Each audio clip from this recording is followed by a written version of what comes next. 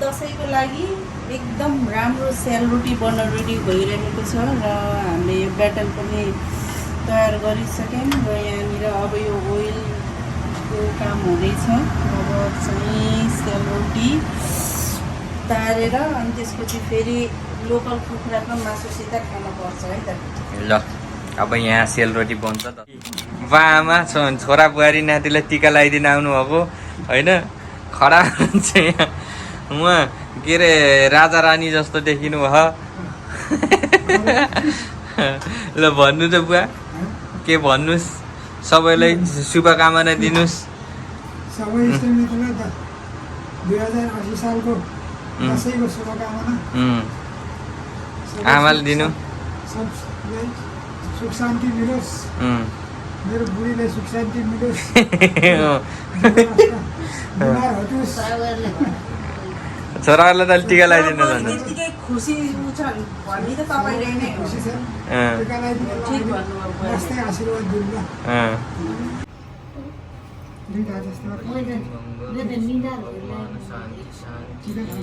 नन्टी अझै लिनु पर्ला क्यामेरामा किन लाइट बोलेको कि भिडियो गर्दा? तर दामी आएको हो।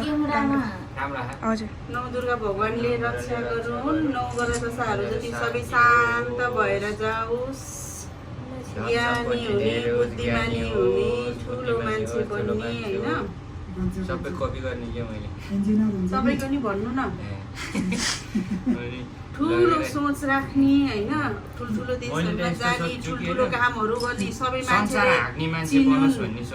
मान्छेले ओहो यस्तो ज्ञानी, यस्तो भला, यस्तो ठुलो मान्छे कहाँ हो, को हो भनेर सबैले चिनोस्। चन्द्रमामा मङ्गलग्रहमा त्यस्तो त्यस्तो गरेर नयाँ नयाँ चिजहरू होइन थाहा पाउनु पर्यो, साइन्टिस्ट हुनु पर्यो। अनि सबले के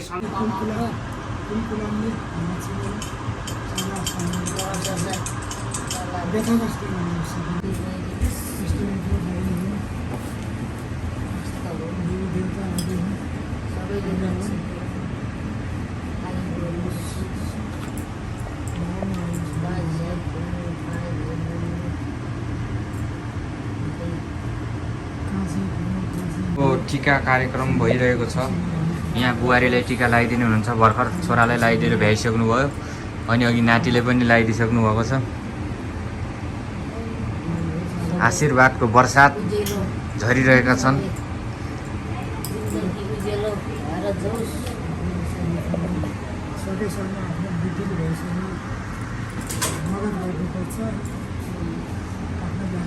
सीताहरू पनि आइसके ल है।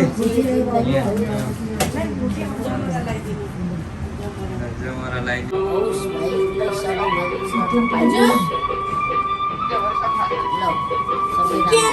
पसिनाले सबै फेला खस्यो त्यसले गर्दा।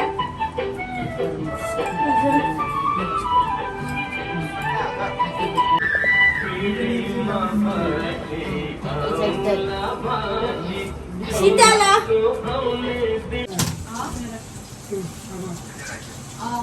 त्यो बिमारी यो दुःख दिन उसको सही भन्नुभयो बुवाले। देवी देवताले रक्षा चारै दिशामा देवी देवताले रक्षा खुसी रहनु, शरीर सदा स्वस्थ रहोस्। बुढो उमेरसम्म मलाई सेवा गर्ने बुढीको मौका मिलोस्। आशिष दिनुभयो कि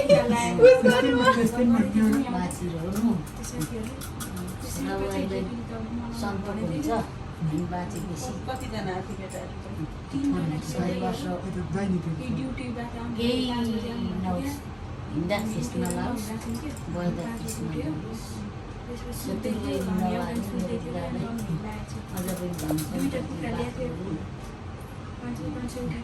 अब आफू आइसकेपछि पढाइ पनि के अरे भाषा पनि एकदम राम्रो हुनुपर्छ।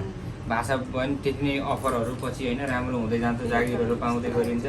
त्यही भएर सबै कुराहरू आमा नाच्नु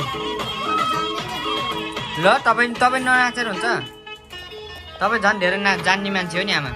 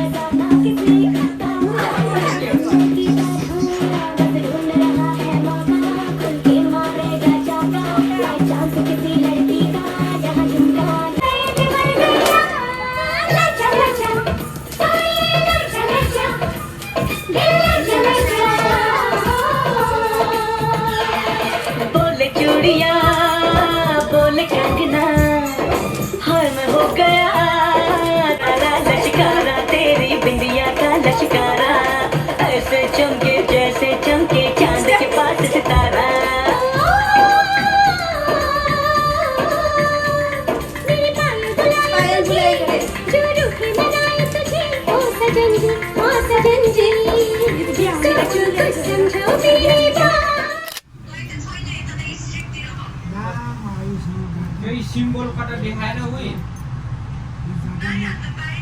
100 वर्ष काटेको मान्छे देखाएर वरिपरि त्यस्तै आयो होस् यो राख्यो लाइन देखाएन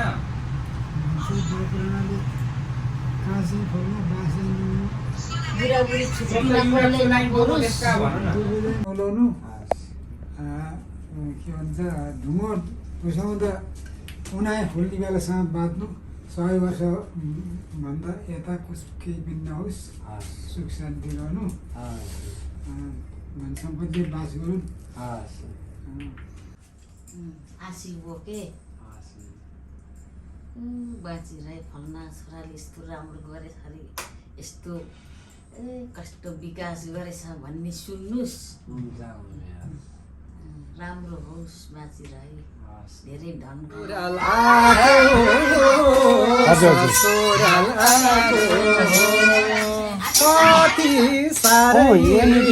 अहिले हामी फेरि माथि तल उभिएछौँ बोला बोला गर्नुभयो यहाँ गुरुङ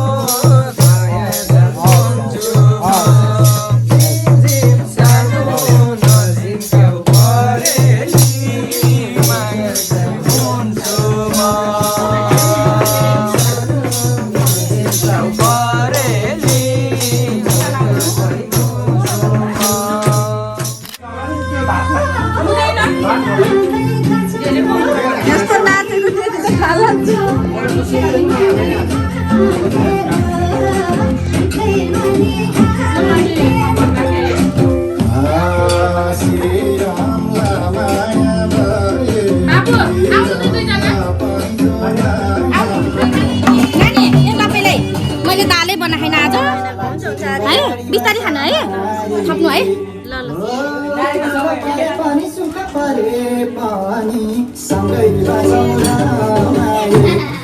खोइ कागो सँगै बाटो